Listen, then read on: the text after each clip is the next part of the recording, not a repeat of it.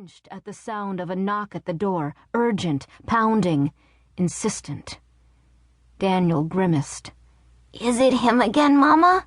he said, before lowering his voice to a whisper. "The bad man?" I kissed his forehead, attempting to hide the fear rising in my chest. "Don't worry, love," I said before standing. "It's probably just Aunt Caroline.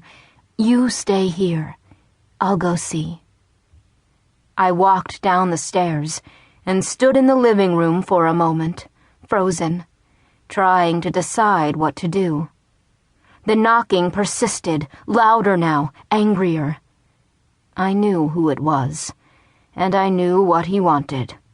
I glanced at my purse, knowing there wasn't more than $1, maybe $2, inside.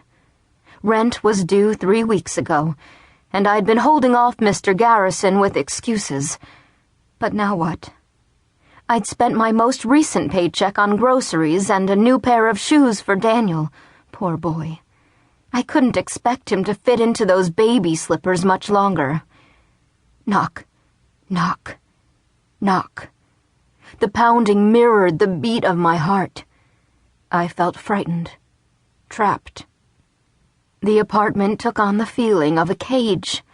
The walls around me might as well have been rusted wire. What am I going to do? Reflexively, I looked down at my wrist. Ever since Daniel's father had presented me with the most exquisite object I'd ever laid eyes on, I'd cherished the gold chain inlaid with 3 delicate sapphires. That night, at the Olympic Hotel, I'd been a guest, not a maid wearing a black dress and white apron. As I opened the little blue box and he dangled the bracelet over my wrist, for the first time, I felt like someone who was born to wear such finery. It almost seemed silly then, to think I could have, well... I closed my eyes tightly as the pounding at the door continued. I began to unhook the clasp, then shook my head. No, I would not hand it over to him. I would not give up that easily. Instead, I pulled the bracelet higher on my forearm, tucking it safely under the sleeve of my dress. I'd find another way. I took a deep breath and walked slowly to the door, where I unlatched the lock reluctantly. The hinges creaked, revealing Mr. Garrison in the hallway outside.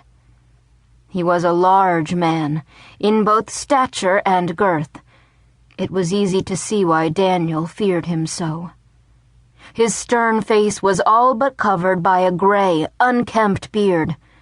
Only ruddy, pock-marked cheeks and dark, unkind eyes shone through. His breath smelled of gin, piney and sour, signaling that he'd come up from the saloon on the floor below. The strict reign of prohibition hadn't yet ended, but most police looked the other way in this part of town. "Good evening, Mr. Garrison," I said as sweetly as I could. He inched closer, wedging his large, steel-toed boot in the doorway.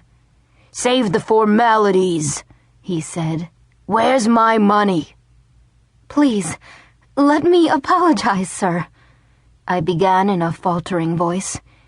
"I know I've been late on rent.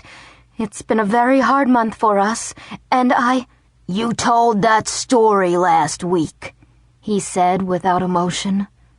He pushed past me and made his way into the kitchen, where he helped himself to the small loaf of bread I'd just pulled from the oven. My dinner.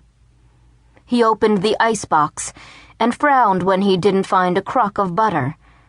"I'll ask you once more," he continued, his cheeks stuffed, his eyes narrowed. "Where's my money?" I clutched the bracelet as my gaze darted past him to the wall, with its scuffed baseboards and peeling paint. What can I tell him now? What can I do? He let out a deep, throaty laugh. "Just as I thought," he said.